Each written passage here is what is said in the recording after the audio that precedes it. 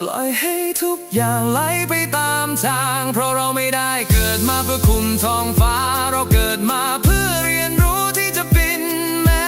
ปีกจะหักแม้หัวใจจะเจ็บปล่อยให้เป็นไปไม่ว่าอะไรจะเกิดขึ้นปล่อยให้เป็นไป